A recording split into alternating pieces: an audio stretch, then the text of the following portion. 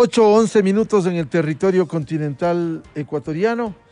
Hay una preocupación en el país luego de la decisión esta semana del Consejo de Administración de la Legislatura, el CAL, de devolver al Ejecutivo el proyecto de ley de creación de oportunidades, que de alguna manera se vislumbra una pugna entre la legislatura y el Ejecutivo.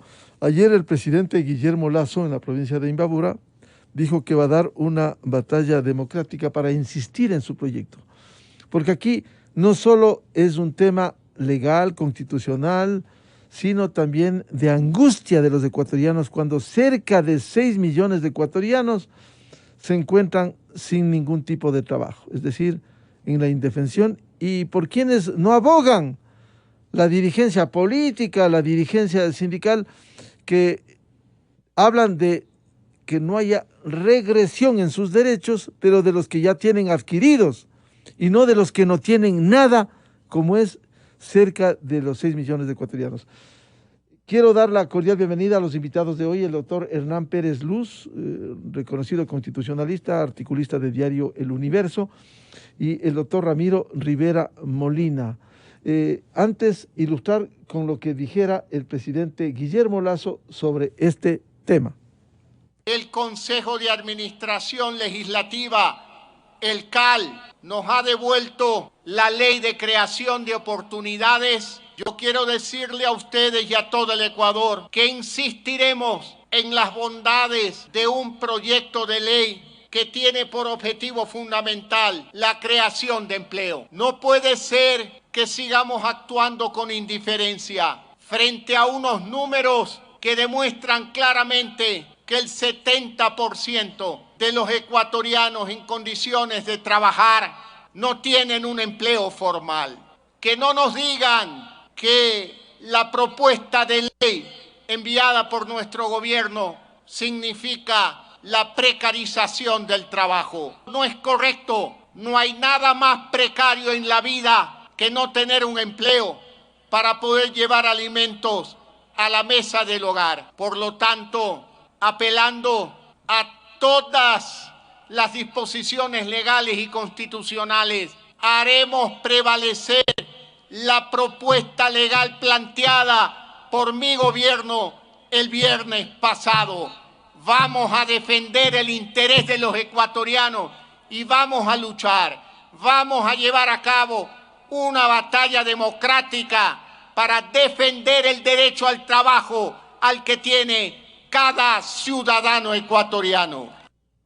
Bien, eso dijo este jueves el presidente Guillermo Lasso Mendoza. Quisiera darle la palabra y la bienvenida al doctor Hernán Pérez Luz. En la Asamblea, al menos 4 bloques mayoritarios. El bloque del correísmo, que se opone a todo, Pachacuti, que se está sumando a esa oposición a todo, pero además el Partido Social Cristiano y la Izquierda Democrática han defendido la devolución. ¿Qué hacer con este panorama sin arreglar la angustia de los ecuatorianos que buscan empleo? Doctor Hernán Pérez Luz, muy buen día. Buenos días, un saludo a todos ustedes. Lamentablemente, esta es una mala noticia, esta devolución por parte del CAL, digamos, y abre, pues, estamos al inicio de una nueva crisis constitucional, política, de dimensiones ya más serias. Bueno, hay varias alternativas, es difícil predecir cómo esto va a terminar. Una de ellas, obviamente, es simplemente aplicar el artículo 140 de la Constitución y presentar el proyecto al registro oficial una vez que hayan transcurrido los 30 días. Pero obviamente eso va a provocar una reacción política fuerte y probablemente un cuestionamiento ante la Corte Constitucional. Sin embargo, debo indicar que la propia Constitución establece que es la Asamblea la que tiene que devolver el proyecto. Yo creo que esta decisión de este organismo auxiliar es un organismo administrativo, tengamos en cuenta esto. Es un organismo, si usted quiere verlo de esa manera, jerárquicamente inferior a la propia Asamblea. Es un mecanismo simplemente de colaboración para asuntos de carácter meramente administrativos. Lamentablemente hubo una reforma a esa ley en el gobierno anterior y se le otorgó un rango constitucional, derogando dos disposiciones constitucionales. La una es la que manda que sea el presidente de la Asamblea quien distribuye los proyectos de ley. Eso está claro en la Constitución. Ahora ya, según esa reforma, ese proyecto esa atribución ha sido resignada y entregada a este organismo administrativo. Y la segunda es esta novedad de que este organismo administrativo califica la constitucionalidad de los proyectos y puede devolvérselos al presidente de la República. Habrá que ver, en algún momento en el Ecuador debemos entender que realmente aquello de que la Constitución es la ley suprema y que todas las disposiciones de inferior jerarquía no pueden derogarla o reformarla o contradecirla, debe ser un principio pues respetado por los actores políticos, ¿no? Yo sé que esto cuesta mucho trabajo decirlo y sé también que es un poco cansino porque es lo que hemos venido reclamando desde la ciudadanía muchos ecuatorianos. Doctor Hernán Pérez Luz, ilústrenos de sus conocimientos. ¿Cómo es que ahora estos bloques se oponen porque dicen se han mezclado muchas leyes? Podría citar esta mañana muchísimos casos de lo que se ha aprobado. Uno de ellos, la Ley de Justicia Laboral, en abril del 2015, en donde se incluyeron temas económicos, laborales, la reforma a la Ley del Seguro Social Ecuatoriano, que está vigente desde noviembre del 2001, la Ley de Empresas Públicas, es decir, ya hicieron esto, el mismo correísmo, claro, habían 100 alzamanos que aprobaban casi sin debate, pero ahora dicen no, se han mezclado varias leyes. Por favor, ilústrenos. Bueno, esto es interesante porque esto también nos va demostrando poco a poco que legislar no es fácil ahora. Las sociedades van avanzando en su normativa. Hoy en día es muy utópico pensar que si uno quiere alcanzar un objetivo económico, social, no sé, administrativo, crear una política pública, etcétera, uno piensa que solamente puede haber una ley que derogue a otra ley y eso es suficiente. Es decir, la normativa ecuatoriana y en general en el mundo es de una gran complejidad que va adquiriendo y va requiriendo de hacer lo que hemos visto, digamos, leyes que de alguna manera vayan topando otras para ir encauzando la reforma que se está buscando, digamos. Esto usted lo ve en otros países del mundo, son leyes de una gran abultadas, si usted quiere, ¿no? Normativas muy abultadas que son difíciles a veces de entender y son de gran complejidad porque es parte de la vida que va avanzando, digamos, aquella visión utópica, ¿no? De un legislador racional, sabio, educado, que dictaba leyes, la visión del siglo XIX, ha dejado de existir prácticamente, ya esa visión no existe. Y obviamente, pues, nuestros legisladores aparentemente les causa demasiada, no sé, trabajo enfrentar en 30 días una ley de apenas de 300 artículos. Yo le digo apenas porque en otros países las leyes tienen a veces mucho más artículos que ese y se pasa con una gran rapidez. Es cuestión simplemente de aplicarse, de ponerse a trabajar y de dividir el trabajo entre comisiones y de volver a unir. Es decir, en la labor legislativa, nosotros durante tanto tiempo, durante este correísmo, no hemos tenido esta práctica, digamos, o nuestra clase política dirigente no ha tenido pues un entrenamiento, si usted quiere, que pueda abordar reformas de esta estructura de gran alcance, ¿no? Así que, estamos en una situación. Entonces, como usted bien dice, no es el primer caso. Ya la Corte Constitucional resolvió de que cuando la Constitución exige que sea una sola materia, no necesariamente tiene que ser una sola ley la que queda reformada, ¿verdad? En la Constitución del 98 y luego en la Constitución actual, el decreto, el régimen del decreto ley de urgencia se mejoró. Es decir, por ejemplo, se prohibió que el presidente envíe más de un solo proyecto mientras está en discusión uno que ha enviado. Se alargó el plazo. Pero lo que no puede eliminarse es que sea ahora un organismo administrativo el que sustituya, ¿verdad?, la voluntad de la Asamblea. Así que esas bancadas lo que debieron haber hecho es ponerse a discutir, y si el proyecto es tan malo, debieron haberlo discutido y haberlo devuelto. Simplemente es eso, ¿no? Bienvenido al doctor Ramiro Rivera Molina. Doctor Rivera, ¿cuáles son los escenarios, según usted, luego de la devolución del proyecto de ley de creación de oportunidades que el presidente ha dicho va a continuar, va a insistir en una batalla democrática a propósito de este proyecto de ley? Buen día. Muy buenos días. Bueno, me daría la impresión que para los actores políticos que están presentes en la Asamblea Nacional no hay crisis, que todo es normal, que se puede seguir jugando al juego de la política del bloqueo, de simplemente apostar por el fracaso de un gobierno, de no tener conciencia elemental ni mínima de la magnitud social, no solamente pandémica, no solamente sanitaria, sino de un país en este momento tomado por las bandas del narcotráfico. Porque lo sucedido en la penitenciaría y en otros centros carcelarios no es un fenómeno que se origina hace 4 meses.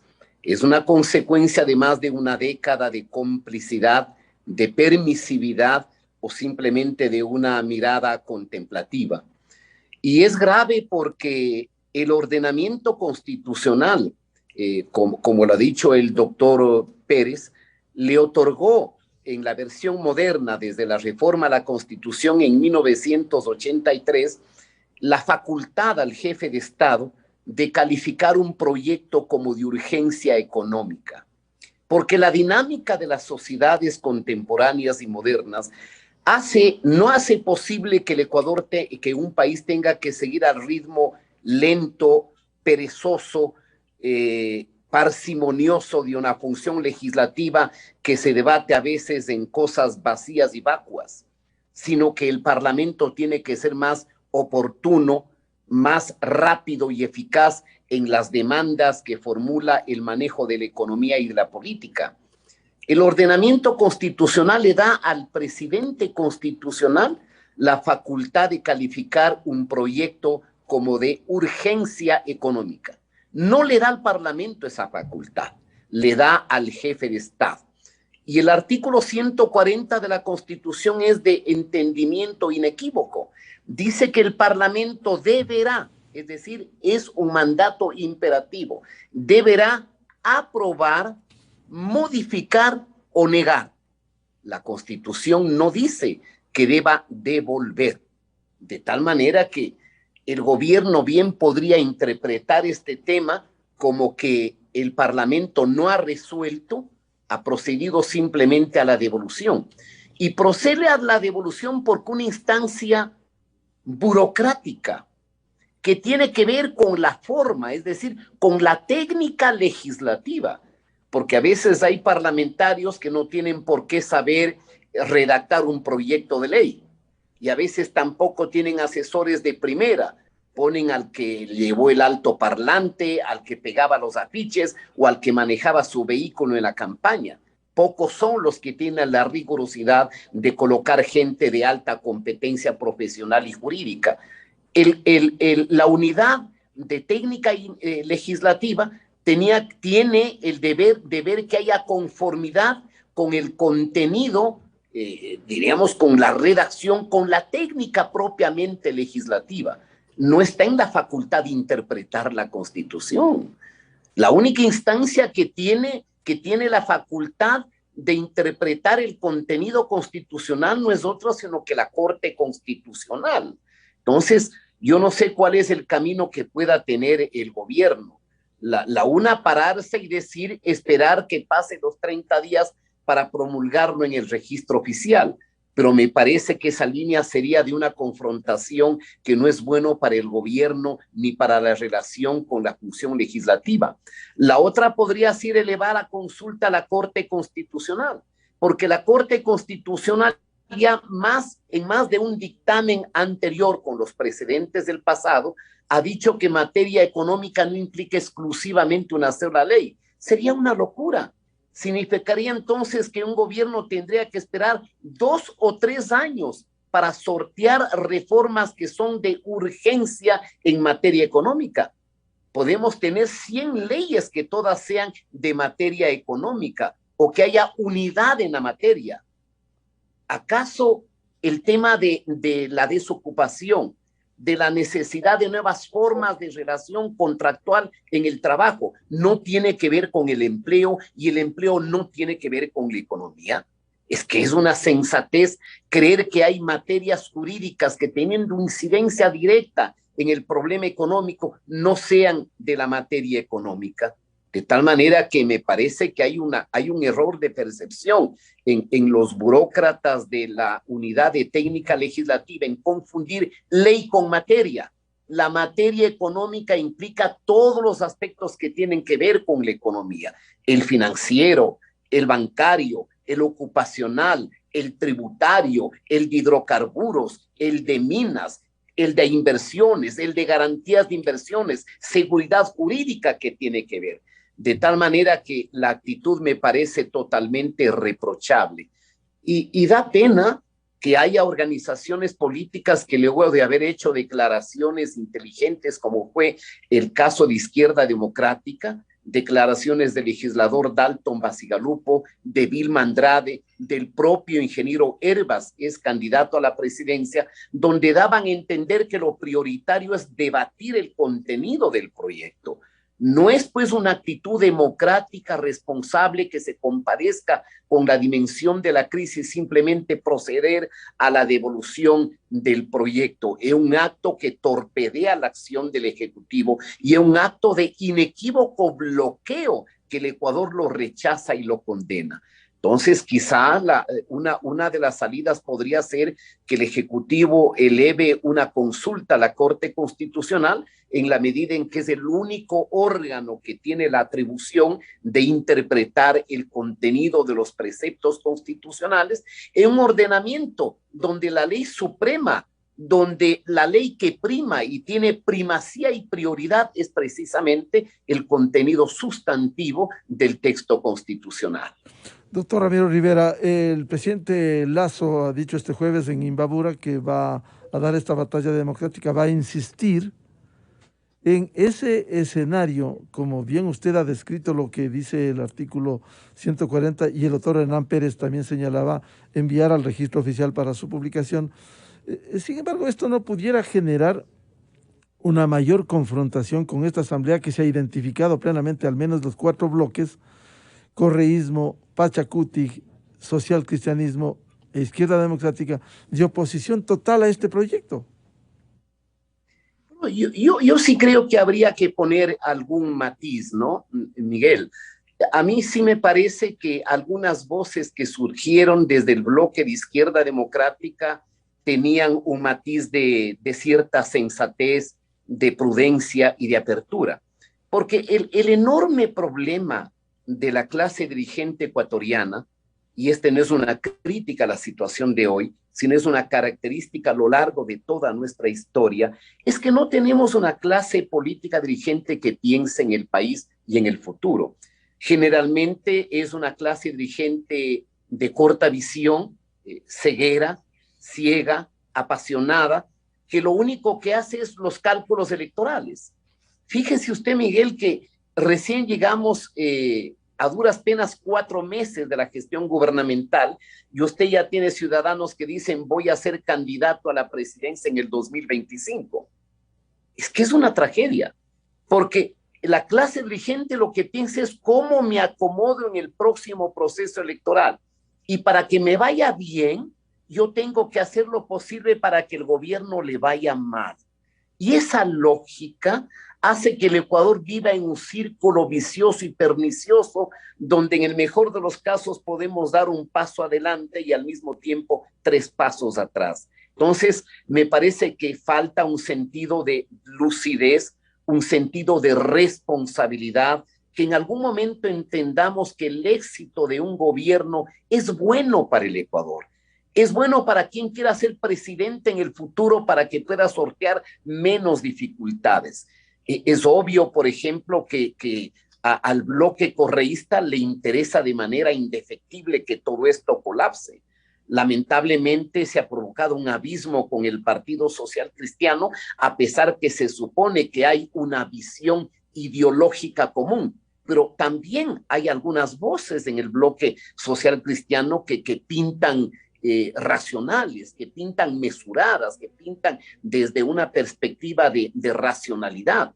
¿Cómo no puede ser posible que el Ecuador, luego de 83 años y un código del trabajo que se forjó y se vertebró en una coyuntura de socialismo romántico del 38, tenga que crear nuevas modalidades de relación laboral sin sacrificar, sin lesionar ni restar los derechos adquiridos de los trabajadores? ¿Alguien puede negar que es necesario una dimensión de seguridad jurídica para la inversión? El Ecuador en este momento tiene posibilidades extraordinarias. Entonces me parece que ahí el gobierno tiene que actuar con la firmeza necesaria, pero también con la certidumbre necesaria. Aquí hay, Miguel, por ejemplo, errores de fondo y de partida de nacimiento. No fue lo más sensato colocar en el Consejo de la Legislatura, en el Consejo Administrativo de la Legislatura, una sobrerepresentación para Pachacutic con 2 cupos, presidenta más otro, una sobrerepresentación para Izquierda Democrática, o por ejemplo excluir a un bloque legislativo que tenía derecho, como fue el Partido Social Cristiano. Entonces, también son facturas que pasan los manejos equívocos en la negociación con el Parlamento. Me parece que es momento en que el presidente piense seriamente en la necesidad de convocar a una consulta popular, teniendo en cuenta mucho cuidado en el contenido de la consulta. No nos olvidemos que en la historia reciente de los últimos 40 años y pico de democracia, hubieron 2 gobiernos que, formulando consultas populares, fracasaron, que fue el caso de la consulta del 86 durante la presidencia de León Febres Cordero y de la segunda consulta del gobierno de Sixto Durán Ballén en 1995. Ahí tendrá que afinarse una estrategia conociendo cómo reacciona el elector ecuatoriano, porque el presidente goza este momento no solamente de un enorme índice de reconocimiento, sino también de aprecio, de credibilidad y de legitimidad. Y el Ecuador sensato, que es la mayoría absoluta, sabe que el Ecuador necesita reformas en su sistema normativo para que podamos salir adelante. Si el gobierno va a tomar una decisión firme, en lo posible debería ser con la certidumbre de una interpretación o de una consulta que deba elevar a la Corte Constitucional. Esto para evitar mayor confrontamiento en una sociedad de por sí ya conflictiva. Doctor Hernán Pérez Luz, ¿usted cree que el presidente, como anunciado, va a insistir? No sabemos si con el mismo proyecto a la Asamblea Nacional o, como dice el doctor Ramiro Rivera, debiera hacerse una consulta a la Corte Constitucional. Bueno, gracias. Sí, es interesante. El verbo que ha usado el presidente es insistir, ¿no? Deja abierta varias posibilidades. Y puede ser que esa insistencia vaya por el camino del pedido a un dictamen, una consulta que le haga a la Corte.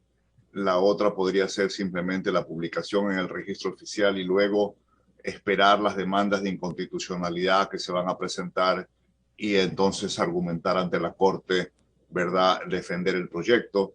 Hay varias alternativas. Sí, yo creo que probablemente la de presentarle a la Corte una consulta para que dirima la forma, es un problema de procedimiento, ¿no? Porque el proyecto, por lo que yo veo, tarde o temprano, si llega a publicarse en el registro oficial, va a ser cuestionado por la forma y por el fondo, ¿no? Hay personas que piensan que ahí hay una inconstitucionalidad, etcétera. Esa es materia de otra discusión. Y también va a haber una oposición por la forma, ¿no? Queriendo rescatar esta nueva potestad que se ha atribuido el CAL. Doctor Pérez Luz, si me permite, incluso el artículo 140 al final dice que de ocurrir esto pudiera luego la Asamblea reformar, cambiar ese proyecto de ley internamente, lo cual generaría mayor confrontación.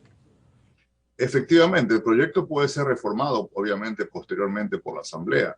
También tenga en cuenta que el artículo 140 usa al final, habla de que el proyecto, el presidente lo promulgará, es decir, que ya es una especie también de mandato al presidente de promulgarse el proyecto. Recordemos que el 140 lo que hace es expresar un procedimiento legislativo diferente al ordinario. Digamos, este es un procedimiento extraordinario, ¿verdad?, que requiere una atención especial por parte de la Asamblea.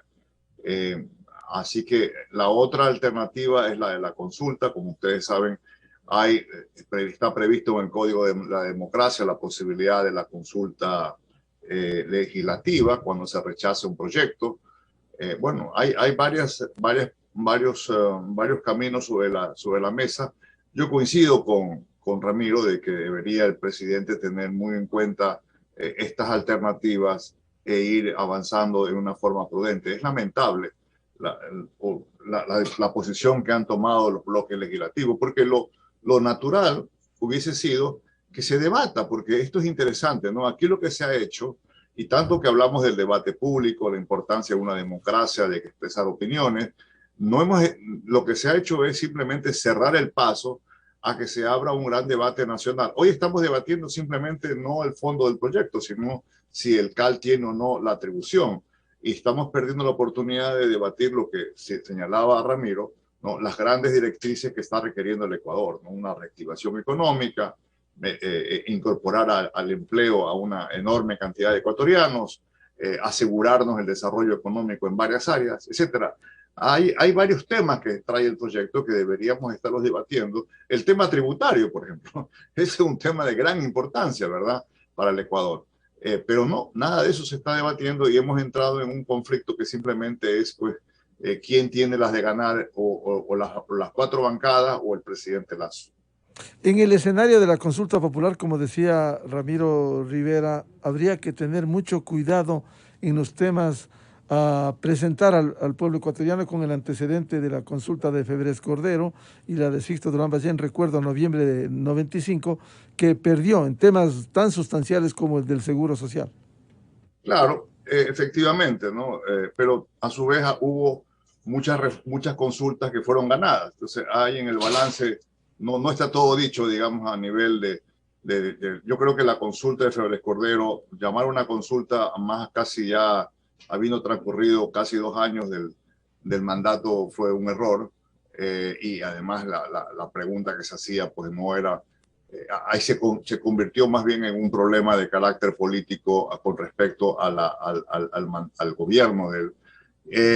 Y la de Sixto Durán, recordemos, cuando la pierde la segunda, ya estaba el escándalo de Dajique en su máxima exponencia. Pero, así que sí, es verdad, hay que tener en cuenta las preguntas, hay que tener en cuenta la oportunidad, a ver si la consulta aborda temas estructurales que quizás no tengan una inmediata efectividad, digámoslo así, o un producto inmediato, y más bien se dedica el presidente a delinear un cambio de carácter político de largo plazo. No sé, habría que darle vueltas a esos temas, ¿no? Entonces, pero sí, es una de las alternativas que el presidente tiene.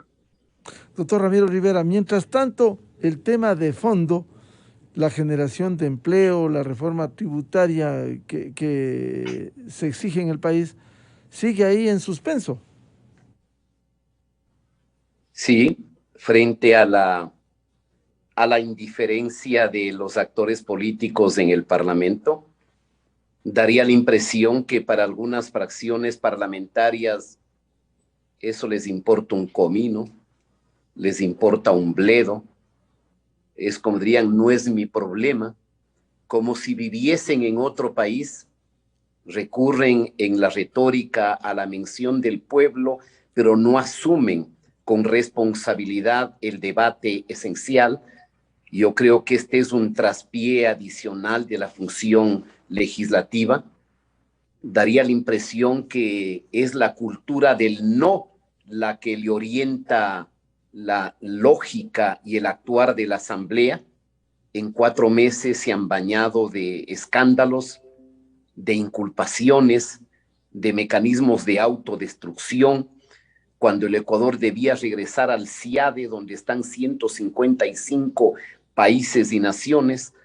A 75 legisladores se les ocurrió decir que no hay que estar en el CIADE, es decir, que hay que estar detrás de Maduro y de Cuba, porque hasta Nicaragua está en el CIADE. Solamente exhortos, solamente retórica. El proyecto de ley que remitió el Ejecutivo de Libertad de Expresión y Comunicación, ahí está, ya más de 4 meses, y aquí no pasa nada. Es decir, no tenemos una función legislativa que esté a la altura de lo que demanda el Ecuador en este momento. Y cuando la propia Asamblea incurre en una lógica de corrupción, de mutuas inculpaciones, de peleas, de abusos, de dispendio, se le ocurre decir a quien conduce la Asamblea de que hay una campaña para desacreditar a esa función, cuando son los componentes de esa función, no todos, por cierto, porque en la función legislativa hay gente proba, no hay gente que crea que hay que robar y robar bien, no hay gente que crea que el dinero del ecuatoriano es para pegarse desayunos de $24 o cenas de $50. Hay gente decente, hay gente madura, hay gente proba y responsable. Pero lamentablemente el Consejo Administrativo de la Legislatura le ha dado una bofetada al interés nacional. Cuando la Constitución es absolutamente clara, ya hemos dicho en el artículo 140 del ordenamiento jurídico, el Parlamento está conminado a aprobar, a modificar, y si no está de acuerdo con el proyecto, a negarlo. No tienen ninguna parte relativa a los proyectos de urgencia económica la facultad de devolverlo, por un pretexto que no tiene que ver nada con inteligencia ni con el más elemental entendimiento de lo que constituye una emergencia, de lo que constituye la materia económica y de la magnitud de la crisis que vivimos los ecuatorianos. A mí me parece que será urgente que el Ejecutivo quizá eleve una consulta a la Corte Constitucional para que se subsane, porque ya en más de un pronunciamiento la Corte ha señalado que la materia económica no puede confundirse con una ley de manera singularizada, sino con un hilo conductor, es decir, que el sentido, que el contenido, que lo sustantivo del contenido de los proyectos tenga conexidad directa con la materia económica. Eso cualquier persona con mediana inteligencia lo advierte. Doctor Rivera, ¿eso no pudiera demorar aún más en medio de las urgencias en el país? Por cierto, un recurso constitucional que pudiera esclarecer lo que está ocurriendo en este momento.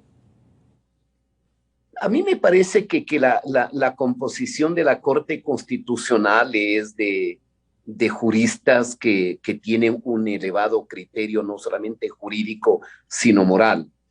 Y saben que una consulta de esta naturaleza no puede dilatarse meses, porque es el Ecuador el que lo pierde. Porque además el límite entre el derecho y la política es una línea invisible. También son consideraciones de naturaleza política, que tienen que ver con la sustentabilidad de la democracia, con la fragilidad de nuestras instituciones, las que tienen que empujar o perurgir a que los miembros de estos órganos del Estado actúen con prontitud. ¿Cuál es la otra alternativa? Que el presidente se llene de paciencia y que tome la decisión de dividir el proyecto en dos, a sabiendas de que por prejuicios ideológicos, que por falta de un elemental sentido de percepción del problema del desempleo en el Ecuador, probablemente es el romanticismo socialista protectivo el que quiera negarle a una generación de jóvenes que no tienen trabajo, que se angustian, que están obligados a salir. Daría la impresión que la clase dirigente no entiende la magnitud del problema social que sufren los ecuatorianos. No se trata de bloquear a un gobierno, Se trata de dotarle de los instrumentos normativos para que pueda gobernar, para que pueda sortear los problemas. La otra vía puede hacer que el gobierno diga: el Parlamento no ha discutido, no aprobó, no reformó ni negó. En consecuencia, espero los 30 días para promulgarlo por el Ministerio de la Ley. Pero eso implica también apuntar a una agudización del conflicto. Yo entendería que el gobierno debe tener una estrategia no solamente jurídica, sino una estrategia política, y debería depurar ya el contenido de las materias con miras a acudir al pueblo ecuatoriano para que resuelva lo que sus élites no son capaces de resolver. Porque en un modelo de democracia participativa, con mecanismos de democracia directa, el elector directamente resuelve cuando sus representantes no son capaces de tomar decisiones que dignifiquen la representación. Entonces ahí hay el otro camino, el camino de una eventual consulta popular, o el de escarbar en las condiciones eventualmente del recurso de la disolución del Parlamento, que es lo que establece el artículo 148 de la Constitución, de dividir los proyectos para que no haya resistencia, o la vía de la consulta a la Corte Constitucional.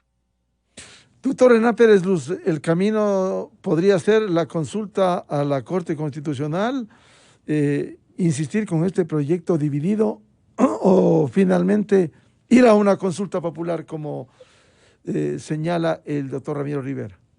Sí, esas podrían ser las alternativas, ¿no?, que se presenten que tenga el presidente, ¿no? Y yo creo que atrás de todo esto, o mejor dicho, lejos, estaría también el tema que acabo de mencionar, ¿no?, el tema del artículo 148 de la Constitución, la llamada muerte cruzada. Yo creo que el tema inmediato es aprobar esta ley. Esta ley es de gran importancia para el país, de gran necesidad. Hay una urgencia, tanto en el tema tributario como en el tema de empleo. Yo creo que van de la mano, ya eso está claro. La propia Constitución lo establece cuando determina los componentes de la política económica.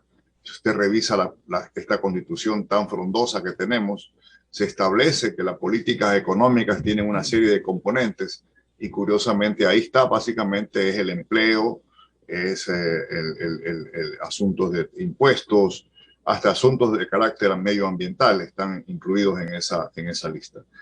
Así que vamos a ver las próximas semanas o días qué dirección va a tomar el gobierno. O hace el petitorio de una consulta a la Corte Constitucional, espera los 30 días y luego se apresta a enfrentar el problema constitucional tanto por la forma, por el fondo, y acompaña o puede acompañar una consulta popular que incorpore o el propio proyecto de ley que ha sido negado, ¿verdad?, someterlo a una consulta popular, pero lo cual implicaría reconocer que el CAL sí tiene la posibilidad de devolver los proyectos, o básicamente pelear en la Corte Constitucional, digamos en el buen sentido de la palabra, pelear para que permanezca el proyecto vigente, y enfrentar una consulta popular prácticamente de forma paralela, ¿no? Vamos a ver, son alternativas. La otra, obviamente, es el diálogo. Claro, sería ideal que las 4 bancadas, en vez de mandar esos manifiestos que parecen anuncios de guerra, se sienten con el gobierno y traten de buscar una salida, ¿no? Una salida consensuada, que demuestre pues, un mínimo de seriedad por parte de estos legisladores, que podrían haber realmente tomado la gran oportunidad de un poco limpiar la mala imagen que se han tenido, poniendo a debatir el proyecto. Yo coincido que me llamó la atención la posición de la izquierda democrática luego de escucharle al asambleísta Bacigalupo a afirmar de que el proyecto debería pasar al debate y que no veía inconvenientes en que aborde varios temas con tal que estos tengan pues, un hilo conductor en una sola materia, ¿no? Pero lamentablemente algo ha sucedido ahí y ahora estamos abocados a que 4 personas, en definitiva son 4 personas que sientan en el CAL, han impedido que 133 diputados, ¿verdad?, debatan durante 30 días un proyecto de gran importancia para el país. ¿El escenario de la consulta popular, doctor Hernán Pérez? Bueno, ese es un tema que inclusive antes de que haya esta crisis, el presidente entiendo que la tenía en carpeta. Varios temas se pueden ahí abordar. Sí es una alternativa que no necesariamente a veces se traduce a través de una consulta popular. No podrá el presidente, por ejemplo, reformar estructuralmente la función legislativa. Eso implicaría una reforma parcial de la Constitución y un procedimiento muy engorroso. Lo que sí puede proponer son enmiendas constitucionales de importancia nacional, de importancia estructural al sistema político, y obviamente una consulta popular. Acordémonos que hay dos vías. Hay la vía de la enmienda constitucional, que se refiere a asuntos eminentemente técnicos constitucionales, y hay la llamada más bien consulta de carácter político sobre decisiones de carácter pues más bien coyunturales que puede el presidente estar en carpeta. Doctor Ramiro Rivera, el escenario este jueves en el Palacio de Gobierno, lo escuchábamos, es de esperar que se notifique, hasta ayer no notificaban, y ver la motivación que entrega la Asamblea para esta negativa. Mientras tanto esto se analiza, luego de 5 días tendrá que decidir el Ejecutivo. ¿En qué sentido? Bueno, en realidad me parece que la ley orgánica o el reglamento le da la facultad al Consejo Administrativo o al Parlamento a que informe al presidente su decisión. Habría que esperar que al menos hagan eso. Luego es evidente, si usted hace un seguimiento de las declaraciones de los distintos voceros o asambleístas de las bancadas que han devuelto el proyecto, el famoso argumento es la inconstitucionalidad. Y la pregunta que salta de inmediato es decir, señores, díganme ustedes en dónde está el precepto que le dé la facultad al Parlamento de interpretar la constitucionalidad o no constitucionalidad de los temas que se debaten en el mismo. Porque el Parlamento tenía la facultad de interpretación de la Constitución hasta hace la Constitución del 98, y es la última Constitución del 2008 que le confiere a la Corte Constitucional como máximo órgano que vigile el cumplimiento de la misma y que ejerce el control jurisdiccional en el ámbito de la constitucionalidad. Es decir, la única institución encargada de decir o de evacuar la duda de que si hay o no vicios de inconstitucionalidad en el proyecto es la Corte Constitucional, a ningún otro organismo. Y luego, de otro lado, resulta una tragedia que el Ecuador se vea impedido de avanzar hacia el futuro con mecanismos de mayor gobernabilidad cuando está atrapado en una constitución que fue diseñada exclusivamente a la medida de la enorme jactancia o prepotencia para quien se dibujó y se diseñó la Constitución. Y la Constitución ecuatoriana fue hecha para un caudillo, no fue hecha para el Ecuador ni en el ámbito de un pacto social y político que permita la sostenibilidad de la democracia. Es una pena que a través de una consulta popular no se pueda colocar temas que ayuden a la gobernabilidad del Ecuador. Porque en última instancia, Miguel, en el fondo, el problema que estamos viviendo los ecuatorianos tiene un origen en el diseño constitucional. Quienes elaboraron la Constitución de 1978, aprobada en el referéndum del 15 de enero de ese año, colocaron la necesidad de que las elecciones legislativas puedan ser en la segunda vuelta.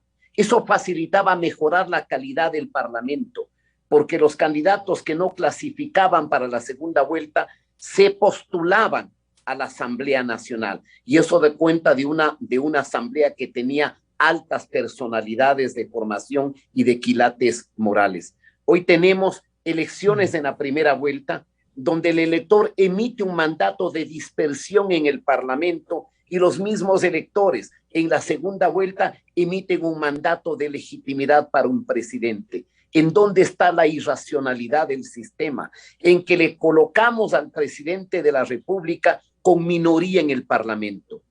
Si queremos pensar en el futuro, tenemos que elaborar, tenemos que empujar una reforma estructural del Estado que le dé condiciones de gobernabilidad al Ecuador del futuro. Y eso pasa necesariamente por la idea de que las elecciones legislativas sean en la segunda vuelta para simplificar la representación, para evitar la fragmentación y para dotarle de un instrumento de gobernabilidad a la democracia ecuatoriana. Caso contrario, seguimos jugando al engaño, seguimos jugando a la retórica, seguimos jugando al juego de las conveniencias de las agrupaciones y no estamos pensando en que el Ecuador tenga que avanzar en el futuro. Qué pena esta inestabilidad político-administrativa, bien dice Ramiro Rivera, y recordará él como el doctor Pérez Luz, cuando volvimos a la democracia en agosto del 79, para esa elección, en la segunda vuelta se eligieron a los entonces integrantes de la Cámara Nacional de Representantes, pero luego vino la novelería para trasladar de la segunda vuelta a la primera vuelta, Ramiro. Es verdad, y si uno analiza, Miguel, la lógica y el alcance del debate parlamentario, implica que estamos cambiando las reglas del juego porque nos conviene para acomodarnos más en la coyuntura. Lamentablemente, hasta hoy hemos sido incapaces de tener una perspectiva de futuro que tenga como objeto la preocupación del Ecuador. Como preocupación del Ecuador, mecanismos de gobernabilidad. Gobernabilidad que hagan posible el éxito de los gobiernos, la consolidación de las instituciones y el progreso del Ecuador. Esta es una democracia que no ha sido capaz todavía de crear instituciones. Aquí tenemos el último ejemplo del Comité por la Institucionalidad de la Democracia, en la que participa Hernán. Hicieron un trabajo cívico, responsable, importante. Tuvieron el apoyo de más de 300,000 firmas de ciudadanos críticos que apoyaron la propuesta. Se fue a la asamblea y naufragó en la retórica y en la demagogia. Se quería ahí, por ejemplo, disminuir el número de parlamentarios. Se quería crear el sistema bicameral para que haya dos instancias, una reflexión del Senado más mesurada, más ponderada, más tranquila, sin mucha calentura y sin mucha emocionalidad. Una cámara, como se suele decir, de enfriamiento, pero ahí naufragó porque no les importó la necesidad de reinventar instituciones que puedan ser más funcionales a que esta democracia avance. La preocupación es decir, señores, ¿hasta cuándo vamos a tener un sentido de racionalidad respecto a lo que el pueblo ecuatoriano exige de sus élites políticas? ¿O solo estamos pensando en el acomodamiento? Esta es una crítica de carácter general, sin dejar de reconocer, reitero una vez más, que al interior de cada uno de los bloques sí se veo voces de sensatez. La hay en el Partido Social Cristiano, la hay en el propio UNES. He visto declaraciones de parlamentarios sensatas, prudentes, que invitan al diálogo, que esa es otra vía, otro camino, otro dispositivo que el gobierno no tiene por qué desechar. Hay que conversar. Conversando la gente se entiende, sobre todo cuando hay un objeto de preocupación que es el futuro del Ecuador, con sensatez, con racionalidad, pensando en el futuro y no en los votos que yo tengo que cosechar en la próxima elección en base al fracaso de un gobierno, que es una lógica infernal, negativa, perniciosa y dañina para el futuro de la democracia ecuatoriana. Ojalá haya esa voluntad política en el Ecuador que permita encontrar un nuevo derrotero, generar y aprobar las reformas laborales y tributarias que permitan la generación, perdón la redundancia, de nuevas fuentes de empleo, que es lo que quiere la mayoría de ecuatorianos. Agradezco la participación y la ilustración que nos han dado el doctor Hernán Pérez Luz y el doctor Ramiro Rivera Molina. Muchas gracias, muy buen día. Buenas gracias. Muchas gracias. Muchas gracias. Buen día. Gracias. Muy buen día. Las 9 de la mañana en el territorio continental ecuatoriano. Vamos al segmento Clarito está, con los economistas Vicente Albornoz y Sebastián Oleas, los explicadores. Antes quisiera recomendarles el programa Controversia en Escena este sábado y este domingo por Exa FM 92.5, Democracia 920 AM y Democracia TV, con un tema sugestivo. Mientras hablamos de la situación del empleo, de tributaria, no podemos olvidarnos de la deuda que el país, el Estado, tiene pendiente con el sector agropecuario.